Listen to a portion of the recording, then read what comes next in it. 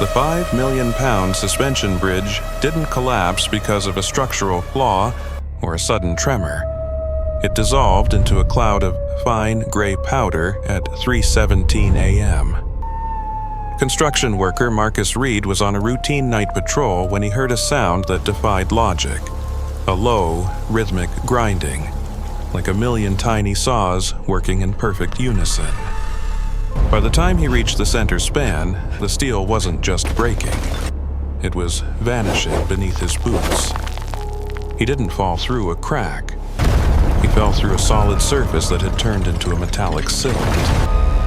Marcus never made it to the other side, and the investigation that followed ignored the most terrifying detail. The bridge hadn't rusted. It had been harvested. This was the first recorded feast of what researchers are now calling the Rust Eater Swarm, and it signifies the beginning of a silent architectural predation. Within the industrial heart of the American Rust Belt, a predator has moved from the shadows of abandoned factories into the foundations of modern lives. It started as a series of unexplained structural failures in Gary, Indiana, and Detroit, Michigan. Engineers initially dismissed these events as accelerated oxidation or localized atmospheric corrosion. They were searching for a chemical cause for a biological problem. What they were witnessing wasn't a reaction to the elements, but a feeding frenzy. A new strain of Hymenoptera, nicknamed the metallic jaw ants, has traded the traditional diet of sugar and cellulose for the high-density carbon steel of our infrastructure. These are biological miners, creatures that have adapted to thrive in the decaying skeletons of the 20th century, and they have developed a taste for the very substance that defines our civilization. The first signs of their presence are always the same. A fine, glittering dust accumulates at the base of support beams or along the tracks of a garage door. To the untrained eye, it looks like simple shavings from a construction project, or perhaps the remains of a heavy sanding job. But if you look closer, the metal isn't being sanded, it's being sheared. These ants possess mandibles reinforced with a unique zinc-iron alloy, allowing them to cut through hardened steel as easily as a common ant cuts through a leaf.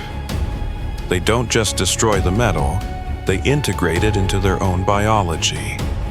By consuming the iron, they reinforce their own exoskeletons, turning their bodies into tiny, living suits of armor that are nearly impossible to crush. As they hollow out the interior of a bridge or the core of a skyscraper, they leave the outer surface untouched, creating a terrifying illusion of stability. The building looks solid, the bridge looks safe, and the machine looks functional, right up until the moment the internal lattice becomes too thin to support the weight of reality. Observers in abandoned rail yards have reported seeing entire locomotives vanish over the course of a single summer. They describe a sound like a low, persistent hum. The collective vibration of millions of tiny jaws vibrating against cold steel. It is a rhythmic, hypnotic grinding that signals the end of whatever structure they have claimed. In the beginning, these swarms stayed within the dead zones of the Rust Belt, feeding on the remnants of the automotive industry and the ghost towns of the steel boom. But the problem with a population that grows in direct proportion to its food supply is that eventually, the supply runs out. The abandoned factories are now hollow shells, stripped of their structural integrity and left to collapse into mounds of metallic silt. The swarm has begun to move inward, toward the active hubs of commerce, toward the transit lines, and toward the densely populated centers where steel is still fresh and abundant. There is a specific kind of dread that comes with realizing the ground beneath you is being systematically dismantled. In the suburbs of Ohio, residents began reporting that their appliances were failing in bizarre ways. Refrigerator compressors didn't just break, they seemed to turn into brittle sponges. Car frames snapped during routine turns, showing jagged, porous edges that looked more like bone than forged steel. The most disturbing reports, however, didn't involve machines. They involved a sensory shift in the environment. People began noticing a metallic tang in the air, a scent of ozone and rust that followed the wind even on clear days. The ants were no longer just eating the dead iron of the past. They were seeking out the high-grade alloys of the present. They have learned that the vibration of a running engine or the heat of an electrical current indicates a fresh source of minerals. They are drawn to the pulse of the city, moving through the underground conduits and the dark spaces between the walls, following the scent of the metal that keeps the world upright. The transition from consuming industrial steel to seeking more complex sources of iron was an inevitable biological pivot. Iron is a universal requirement for life, usually sequestered in the soil or plants. But for a species that has evolved to process pure ore, the trace amounts found in nature are no longer enough to sustain the collective. There is a story told among the demolition crews of the Midwest about a foreman who fell asleep in an old foundry while waiting for his team. When they found him, his tools were gone, completely disintegrated, and his heavy work boots were missing their steel toes. But it was the subtle change in the air that bothered them most. The foreman survived, but he felt a strange cold emptiness in his limbs for weeks afterward, a fatigue that no amount of rest could cure. It was as if the very minerals that gave his body strength were being sensed and cataloged by an unseen collective. We often think of predators as large, fast, and toothy. We forget that the most successful hunters in history are the ones that work in silence and in massive numbers. The metallic jaw ants don't hunt in the traditional sense. They colonize.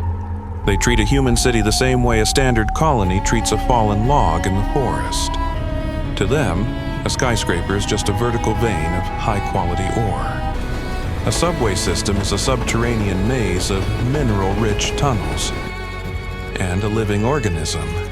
To a creature that requires iron to harden its skin and fuel its metabolism, a living creature is simply a mobile, high-concentration vessel of a precious resource. There is growing concern that they have begun to realize that the red fluid circulating through the inhabitants of these steel cities is rich with the same element they once found in the girders of the bridges. The viral images circulating on the internet are often dismissed as digital hoaxes or clever editing. They show massive radio towers folding like wet paper, or luxury cars parked in garages that seem to melt into a puddle of gray slush overnight. But the most chilling footage is the one that features no movement at all. It's a shot of a playground in a quiet neighborhood, where the swing sets and slides are covered in a shimmering, shifting carpet of silver. The metal isn't rusting, it's breathing. If you listen to the audio, you can hear that low, rhythmic grinding, the sound of 1,000 tiny hammers breaking down the world. It is the sound of an empire being recycled by a force that doesn't understand politics or economics. It only understands hunger and the structural necessity of iron. What happens when the easily accessible steel runs out? Or, more accurately, what happens when the swarm decides that the steel inside the buildings is too difficult to reach compared to the iron currently moving through our veins? There are reports from medical clinics in the affected zones of a new type of localized anemia. Patients arrive feeling drained, with small, perfectly circular marks on their skin that look like tiny chemical burns. They don't remember being bitten. They only remember a faint tingling sensation, a feeling of something cold moving across their skin while they slept.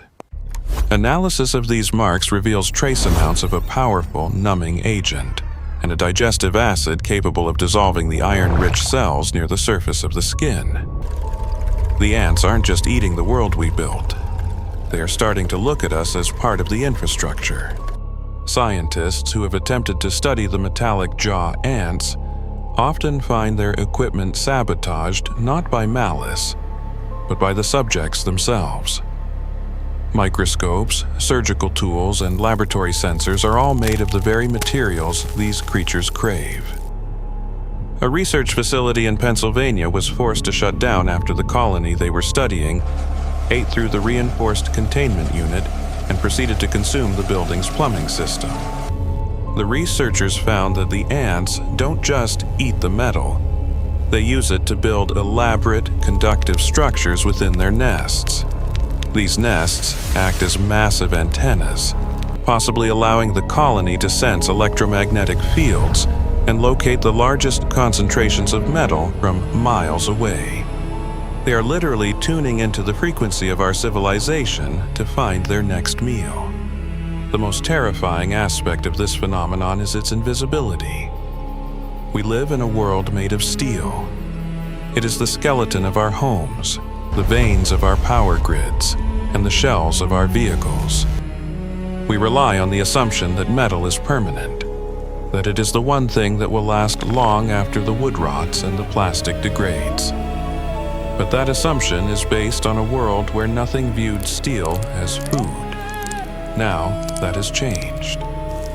The very things we use to protect ourselves, the locks on our doors, the frames of our beds, the pipes that bring us water, are now beacons for a swarm that is perpetually hungry. We are surrounded by the very resource they need to survive, and we are held together by the same mineral they have learned to harvest.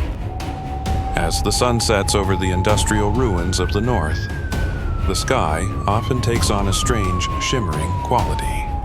Some say it's just the pollution reflecting the light. Others believe it's the airborne spores of the colony, or perhaps the fine metallic dust kicked up as another warehouse loses its fight against internal erosion. There is a growing sense of unease in these cities, a feeling that the ground is no longer as solid as it once was. People have started replacing their metal bed frames with wood. They are trading their cars for those with more carbon fiber components. But you can't replace the iron in your own body. You can't change the biological reality that you are a walking, breathing source of the most sought-after element in the insect kingdom. The authorities maintain that there is no cause for alarm, that these structural failures are isolated incidents related to the natural aging of the Rust Belt. They claim the ant theory is an urban legend, a manifestation of the anxiety people feel in a changing economy.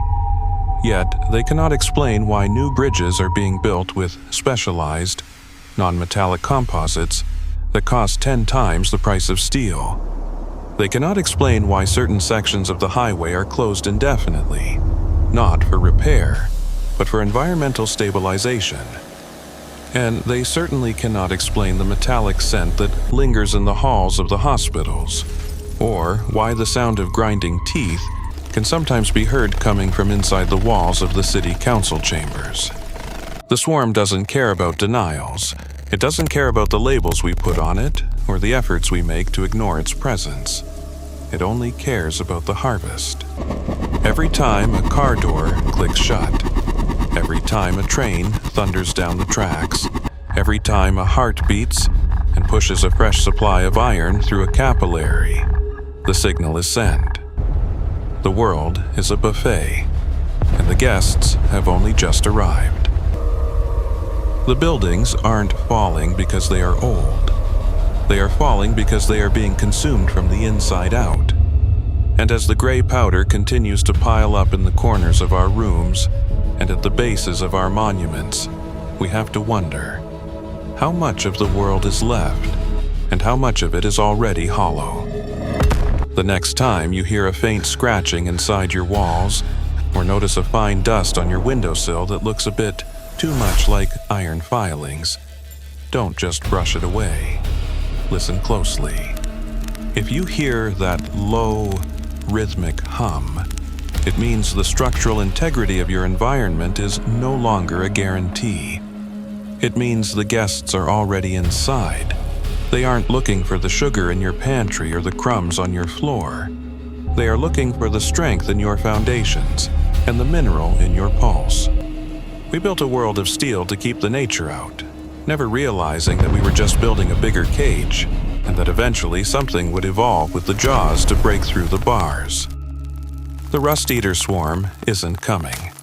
It's already here, and it's waiting for the world to turn into dust so it can finally begin the real feast. The question isn't whether the buildings will fall, but whether we will be standing on them when they do, or if we will have already been recycled into the very hive that replaced us.